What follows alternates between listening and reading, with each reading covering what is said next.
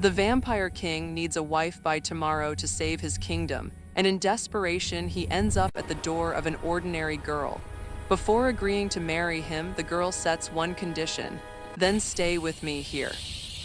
What begins as a one-night deal slowly turns into real love, and into secrets powerful enough to change both of their destinies forever. I didn't understand him at first. He looked like a storm wearing a man's face, but his eyes carried the kind of loneliness you only see in people who have survived too much. And when he spoke, his voice didn't sound like a monster asking for help. It sounded like someone trying not to break. The wind pushed dead leaves across my porch as if the night itself was sweeping the world clean. The streetlights on my quiet lane flickered once, twice, then steadied, and I told myself it was just the cold. Still, my hands wouldn't stop trembling as I held the mug of tea I'd made out of habit, like warmth could protect me from what was standing in my yard. He was pale in a way that didn't belong to winter.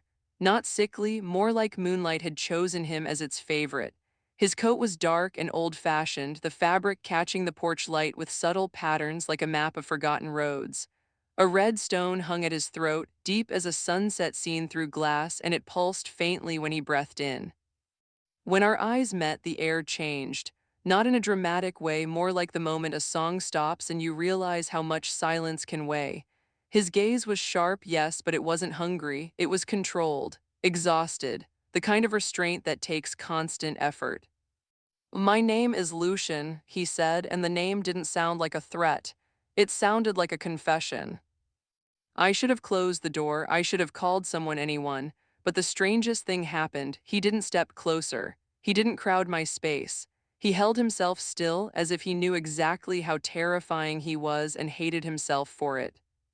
The wind rushed again, bringing the scent of wet earth and pine from the woods behind the neighborhood.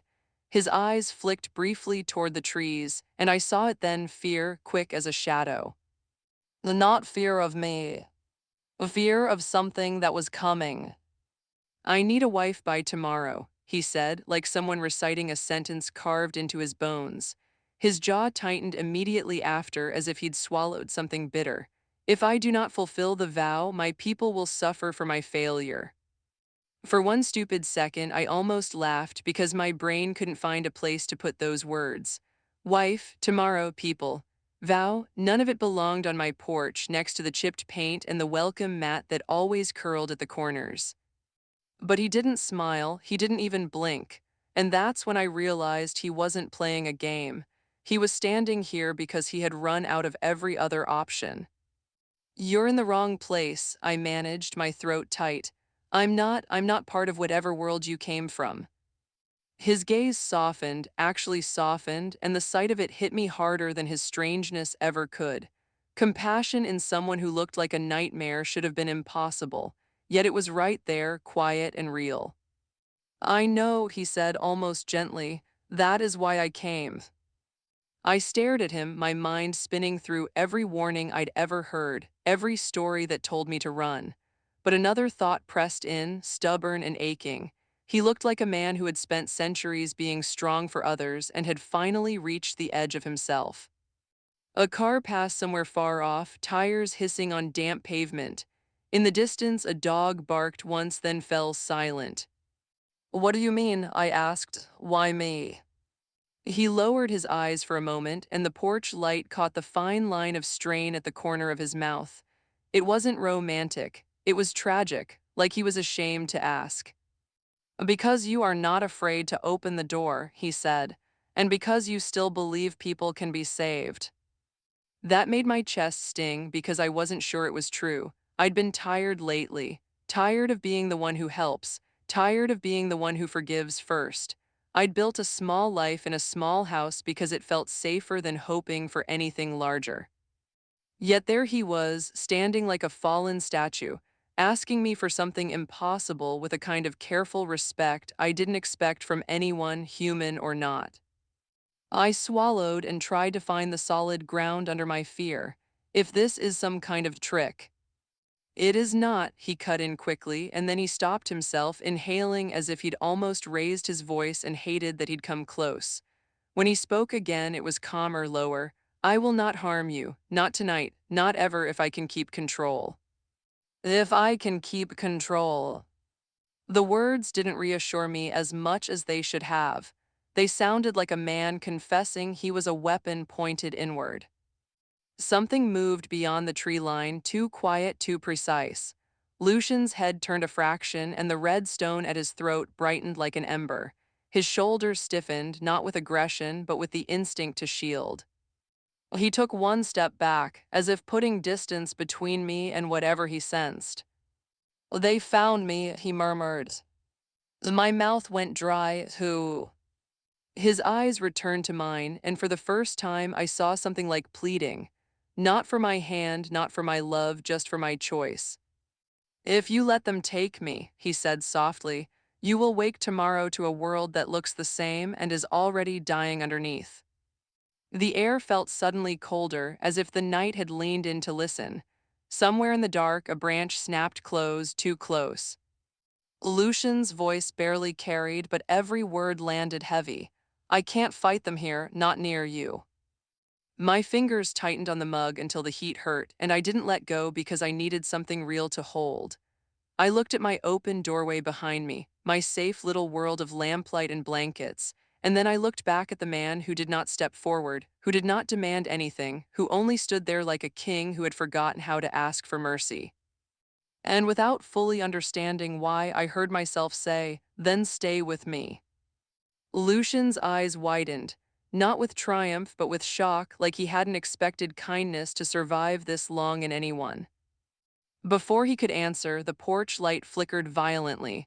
The darkness thickened at the edge of the yard, and a voice I couldn't see whispered my name from the trees, slow, certain, and smiling. Lucian went very still. "Well, you shouldn't have said that," he breathed, not accusing me but terrified for me. Because whatever was coming had heard my invitation too. The whisper didn't come from one throat. It slid through the yard like fog, curling around the porch steps and pressing against the railings as if the darkness had hands. Lucian moved between me and the tree line without touching me, like a wall built out of restraint. Up close, I could see the tension in his neck, the way his jaw locked and unlocked as he measured every breath. His control wasn't effortless. It was earned moment by moment, like someone balancing a glass of water on a shaking palm. "Go inside," he said, so quietly it almost sounded like a plea. "Lock the door." My feet didn't move. My house felt suddenly small, like it could be peeled open by a thought. "You said you can't fight them here." His eyes flashed toward me, and for a heartbeat his expression cracked, frustration, fear, something that looked like regret. "I can fight," he corrected, voice tight. "I won't, not where you live, not where children ride bicycles in the daytime. I have lived long enough to know what one careless moment can do." The whisper came again, closer now, and my porch light dimmed as if the bulb was being swallowed from the inside. Beyond Lucian's shoulder, the trees seemed to lean together, knitting shadows into a doorway.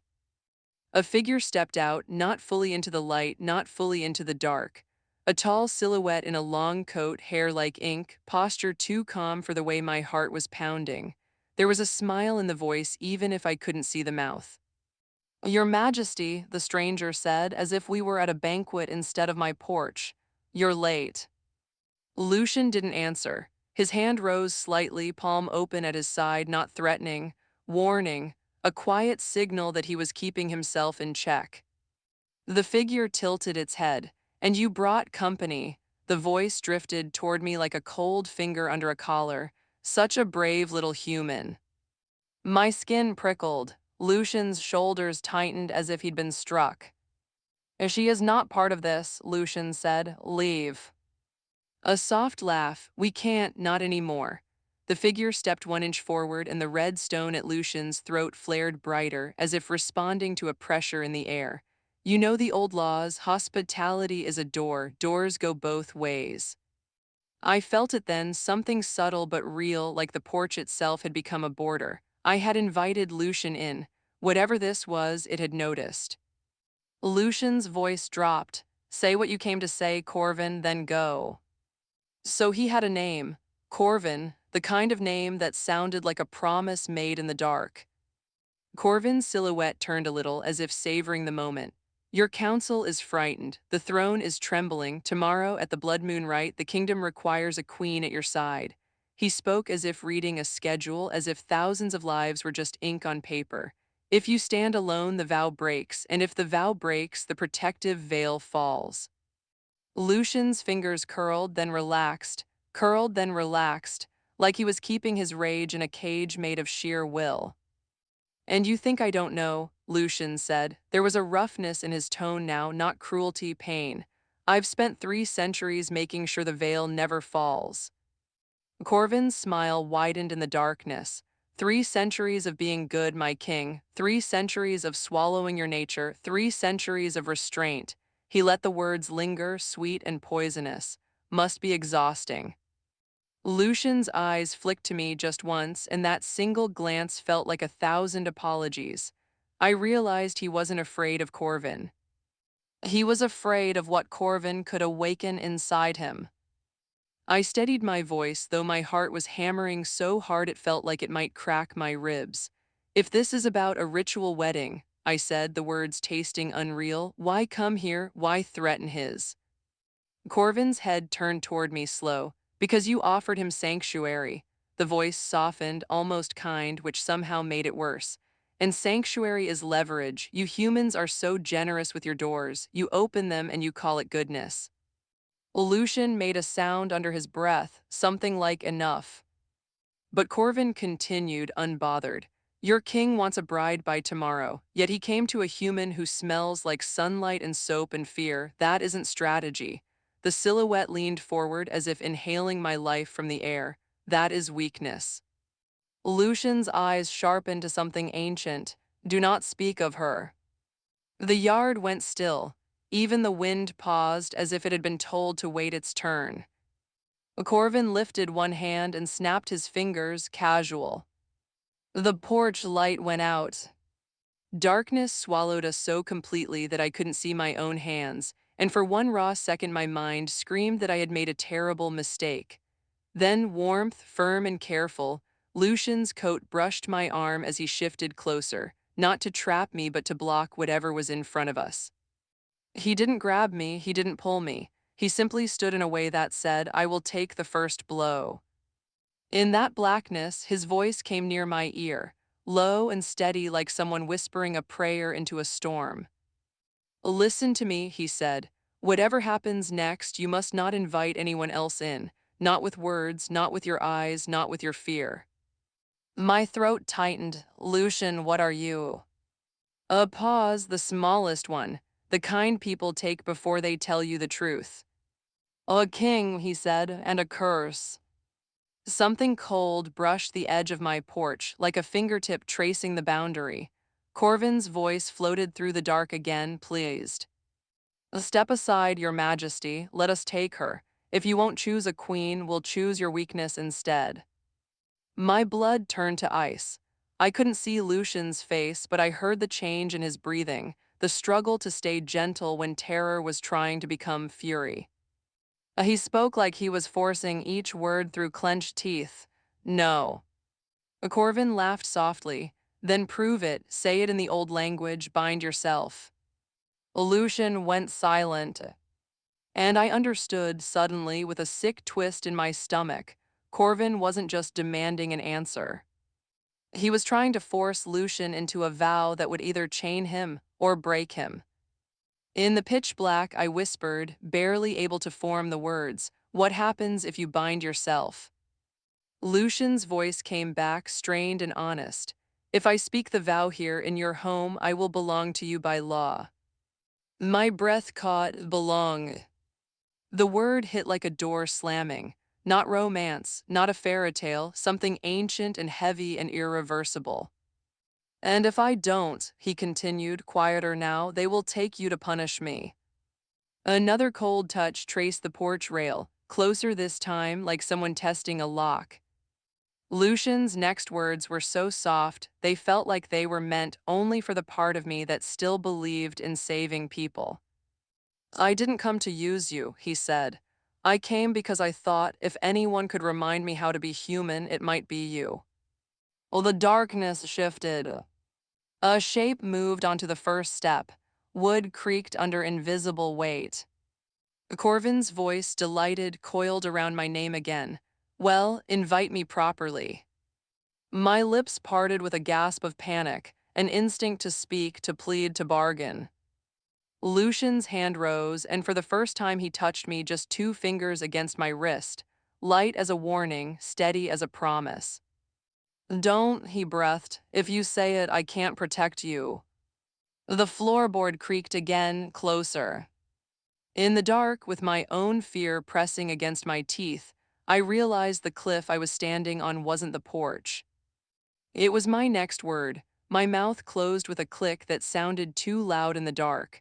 I pressed my lips together as if I could physically hold my fear inside, as if silence could be a shield. Lucian's fingertips stayed on my wrist, barely there but anchoring me. His touch was cool, not dead cold, more like stone warmed by sunlight hours ago. He was steady on purpose, like he knew my body was trying to run and he was lending me his calm. Corvin sighed theatrically somewhere near the steps. Such discipline, such tenderness. The word tenderness came out like an insult. Do you know, human, that your kindness is louder than your screams? It rings in the old halls, it draws attention. I couldn't see him, but I could feel him, the way you feel a stranger staring at you on an empty street. My house creaked behind me, settling wood, winter air, small familiar sounds suddenly unreliable.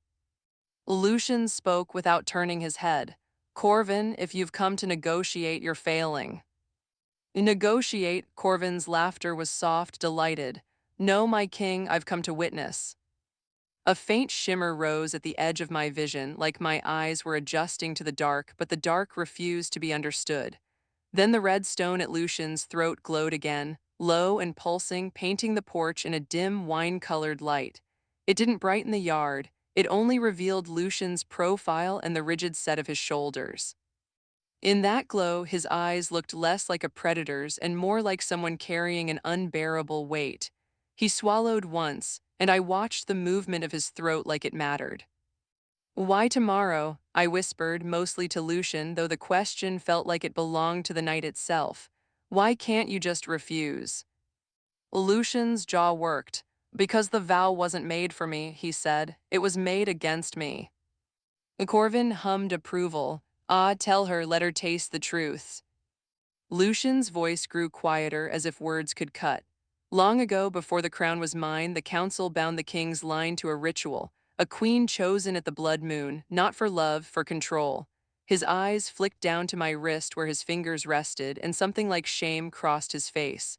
They wanted a guarantee that a king would never become unchecked. Unchecked, I repeated. The word sounded too polite for what it meant. Lucian's mouth tightened. A king with power and hunger and grief can end worlds, he said, so they built a cage out of tradition and called it duty. The red glow trembled, as if the stone felt his anger. Lucian inhaled slowly, the way someone counts to 10 so they don't say something they can't take back. Corvin's voice floated closer, almost conversational. He's leaving out the best part. Lucian didn't respond, but his silence felt like a bruise. I could feel my own heartbeat in my ears. What part? Corvin's silhouette drifted into the edge of the dim red light. Now I could finally see him, pale, elegant, his smile gentle in the way a knife can be gentle. He wore gloves as if the world was unclean. The queen, Corvin said, is not merely a companion, she is a lock. His eyes shone with amusement. She holds the king's restraint, his access to the veil, his right to rule. My stomach dropped, so whoever becomes his wife owns him, Corvin finished sweetly, and saves your world from the consequences of his loneliness. I turned toward Lucian, horror and pity tangling together so tightly I couldn't tell them apart. Is that true? Lucian's gaze held mine, unflinching. Yes, he said. In the old language, the vow is binding. It gives the queen authority over the king's power. And you came here anyway, I whispered, voice breaking. You came to a stranger's home and risked. His expression tightened, something pained and careful. I came because the council's chosen bride will not be a lock, he said, each word heavy. She will be a chain. Corvin's smile sharpened, a chain he deserves. Lucian's eyes flashed toward him. You don't get to speak of what I deserve. The red light flared. For a heartbeat, Lucian's shadow stretched too long across the porch boards, like something vast was standing behind him. The air smelled suddenly metallic, like a storm about to break. I flinched, not from fear of him hurting me, but from the rawness of what I sensed. The effort it took for Lucian to remain gentle was tearing him from the inside.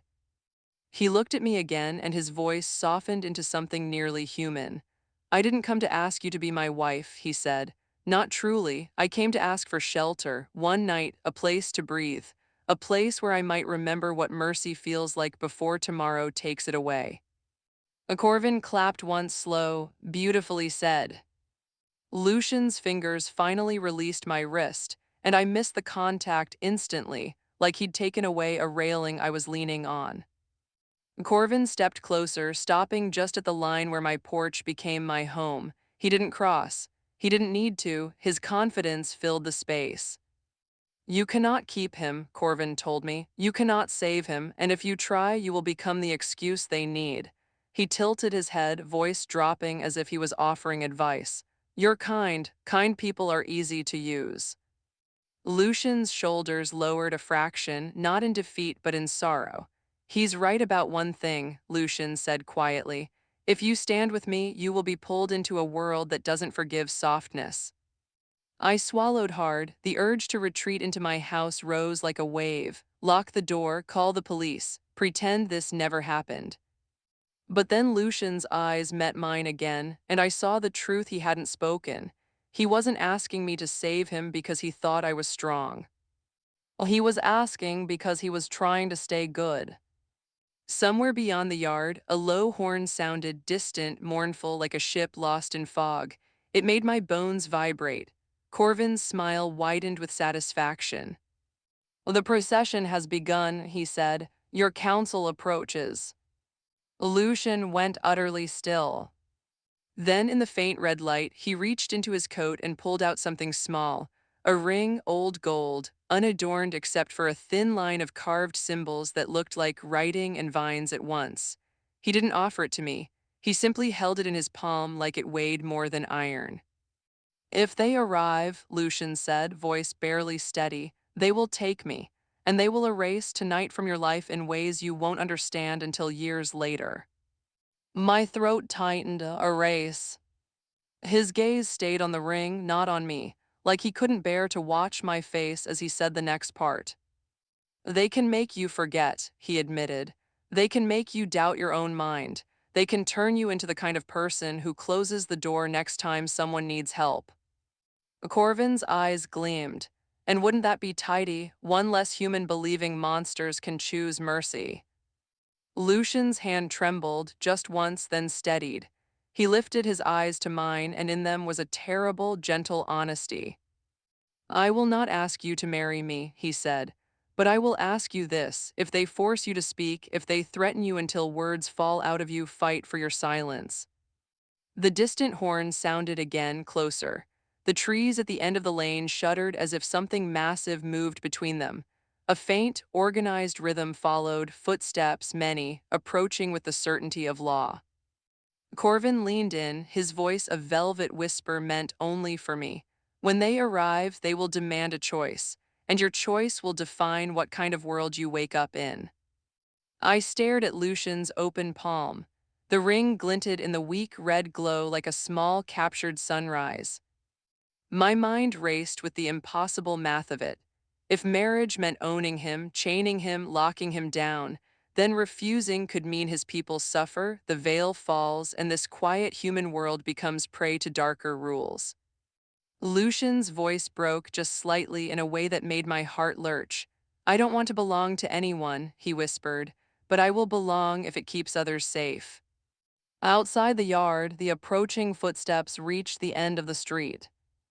And then, from the darkness, a chorus of voices called out in unison, formal, calm, unstoppable. Open the door by royal law. The handle of my front door turned, slowly on its own. Even though I hadn't touched it, The doorknob rotated until it stopped and the latch clicked like a throat swallowing. My porch should have been safe. My home should have answered to me, but the sound made it clear. Something ancient had reached through the cracks of my ordinary life and put its hand on my threshold. Lucian's head snapped toward the door, then back to me. In the dim glow of the stone at his throat, his expression wasn't rage. It was alarm sharpened into purpose. "Do not step back," he said, voice steady and urgent. "If you retreat, they'll claim fear as consent." I didn't even know fear could be used like that, shaped into a weapon with rules and loopholes. My fingers tightened around the mug I'd forgotten I was holding, now cold against my palms. Corvin stood in the yard like a satisfied witness, hands folded as if attending a ceremony. "You see," he murmured, "law is cleaner than violence." The footsteps stopped at the edge of the porch. The air felt crowded with presence, like the night was full of people I couldn't quite see. Then the darkness thinned, not into light but into clarity, and I saw them. Three figures in long coats the color of ash. Their faces were beautiful in the way statues are beautiful, perfect, distant, unreadable. Each wore a silver sigil at the throat, and their eyes reflected the red glow like polished stone. The one in front inclined his head toward Lucien, respectful and ruthless at once. "Your Majesty, the Council requests your return." Lucian's shoulders lifted, then settled. He looked like a man stepping into chains with his head held high, not because he wanted them, but because someone had to carry the weight. "I will return," Lucien said, "and you will leave this home untouched." The councilman's gaze slid toward me, slow and assessing. "The human invited you." My mouth went dry. I remembered Lucian's warning: don't invite anyone else, not with words, not with eyes, not with fear. I forced myself to look at the porch boards, at the knots in the wood, at anything except their faces. Lucian's voice sharpened. She offered shelter, not allegiance. The councilman's expression didn't change, but the air tightened. "Shelter is not neutral." Corvin's smile hovered in the corner of my vision. He was enjoying this, watching a good man get punished for choosing goodness. The councilman lifted one gloved hand. In his palm was a thin, pale ribbon of light, like a strand pulled from moonshine. It drifted toward my front door, touched the frame, and my house shivered as if it recognized the council's authority. "By royal law," the councilman said evenly, "the king requires a queen at the blood moon. The rite is tomorrow. The selection must be made." Lucian's jaw tightened. "You already selected." "We selected a candidate," the councilman corrected, "but the law allows for a final claim if spoken in a sanctified threshold before witnesses." His eyes returned to me. "This threshold will do." My stomach dropped. That was why they came here. Not because my porch mattered, but because my invitation had turned it into a legal stage. Lucian's voice lowered, controlled but frayed at the edges. "You will not force her into this." The councilman's gaze stayed calm. "We will not force her, we will only ask." He paused, and the pause was a knife laid gently on a table. "And we will ensure she understands the cost of refusing." Behind him, the other two council figures raised their hands in unison. The air rippled, and suddenly I smelled smoke, not from fire, but from memory.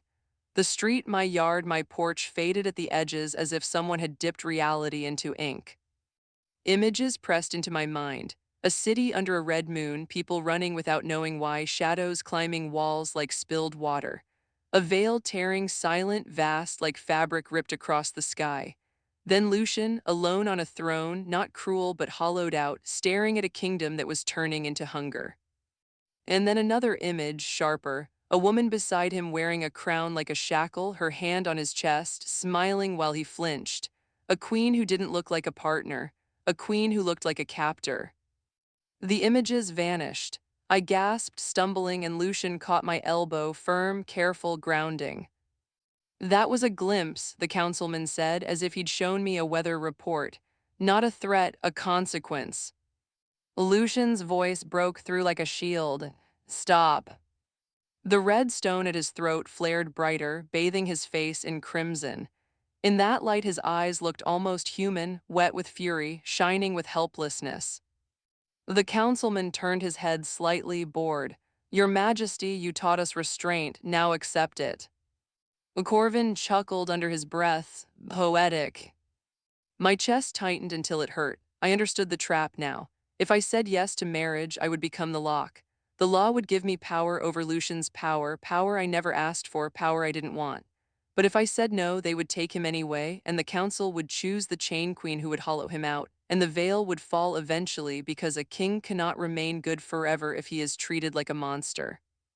Lucian looked down at me, and in his eyes was the most terrible kind of respect. The respect of someone who will accept whatever you choose, even if it destroys him. "Oh, you owe me nothing," he whispered. "Choose your life."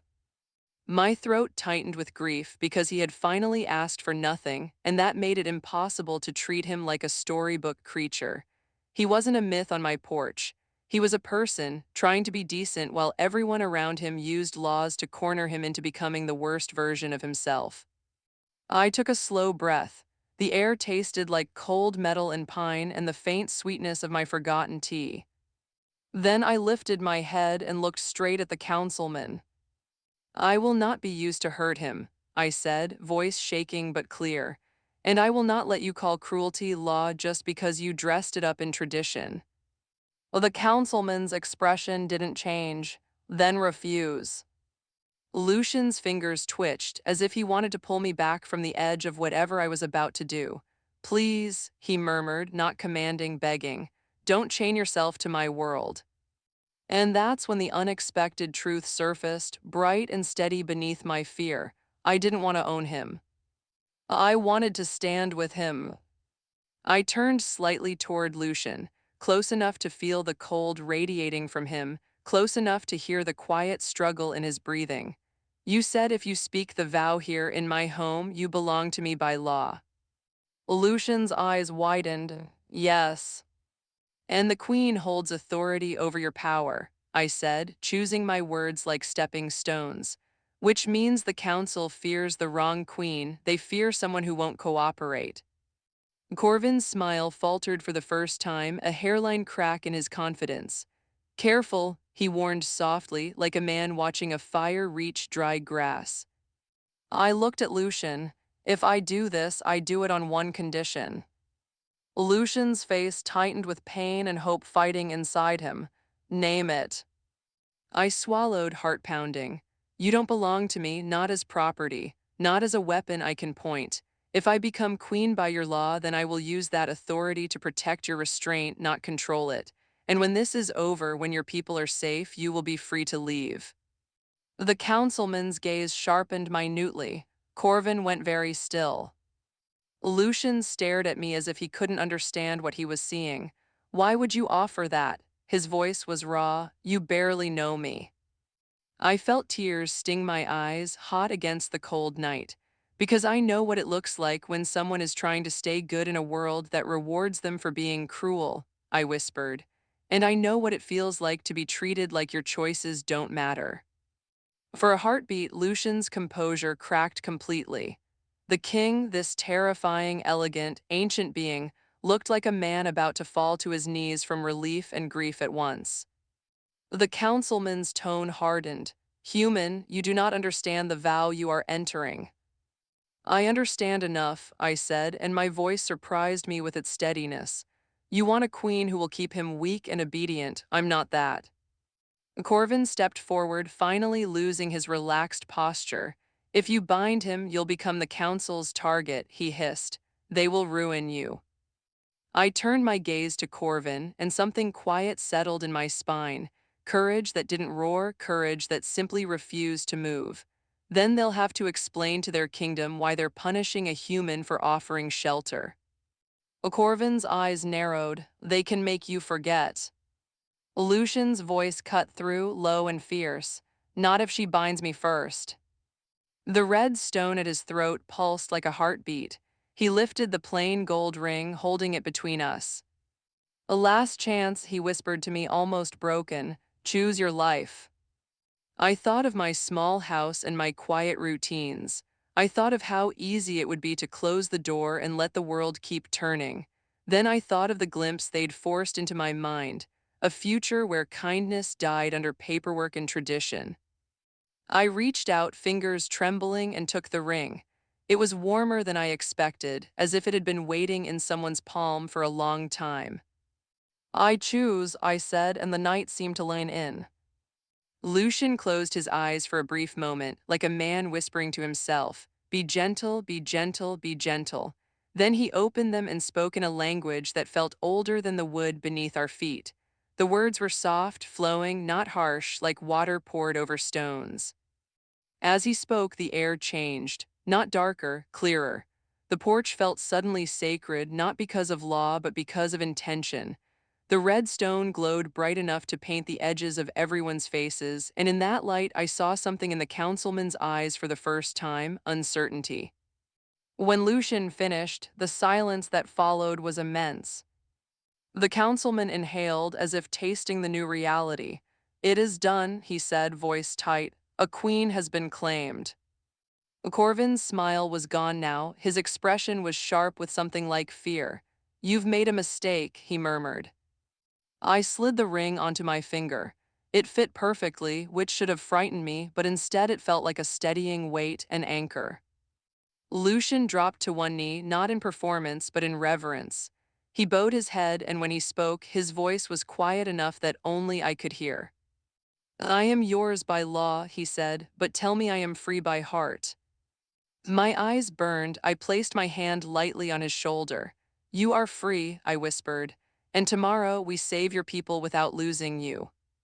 Lucien exhaled, a single, shaking breath that sounded like the end of a long, lonely war. When he rose, his posture was different, not more dangerous. "More whole." The councilman's composure returned, brittle as ice. "Then you will come to the right," he said, "both of you." "We will," I answered, and surprised myself again by not looking away. Corvin backed into the darkness, his voice low and venomous. "A human queen," he said, as if tasting the words. "How inspiring, how inconvenient." Then he vanished into the tree line like smoke pulled by wind. The council figures retreated without another word, their footsteps fading down the street until only the ordinary night remained: crickets, distant traffic, the soft groan of branches in the cold. The porch light flickered back on as if nothing had happened. But everything had happened. Lucien turned toward my front door and stopped, suddenly uncertain. For the first time since he arrived, the king looked like he didn't know where to put his hands, like he'd forgotten how to exist in a home. I opened the door wider and stepped aside, making space rather than forcing it.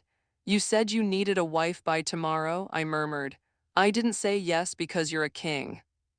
He looked at me, and the tenderness in his eyes was almost unbearable. "I said yes," I continued, "because you tried to protect a stranger even when it cost you." Lucien crossed the threshold slowly, like someone walking into warmth after a lifetime of winter.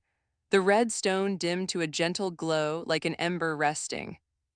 Inside, my little house smelled like tea and laundry soap and the faint cinnamon candle I'd lit earlier. Ordinary, human, safe. Lucien stood in my hallway and looked around as if he couldn't believe safety could be so simple. "Oh, you should be terrified of me," he said, voice rough. "I am," I admitted, honesty steadying me. "But I'm more terrified of the world you described, the one where goodness gets punished until it disappears." His throat worked. He nodded once, a small, humbled motion that didn't belong to a tyrant. "Then we will keep it alive," he said, "together." He glanced at the ring on my finger, and something in him softened, not possessive but grateful, like someone who had finally been believed. Outside, the wind moved through the trees, and for the first time it didn't sound like warning. Still, when Lucien looked up, his eyes darkened with the weight of what waited. "And tomorrow," he whispered, "they will test you." I met his gaze and felt the fear in me, real, shaking, and underneath it, something stronger. "Then tomorrow," I said, "they'll learn what kindness looks like when it refuses to kneel." Lucian's lips parted as if he might say something more, something fragile and true. But the red stone at his throat flared suddenly, bright, urgent, alarmed. He turned his head toward the window, listening. Far away, deeper than sound, something answered. And Lucian's voice dropped to a warning, heavy with recognition. "The veil," he breathed. "Someone is tearing it early."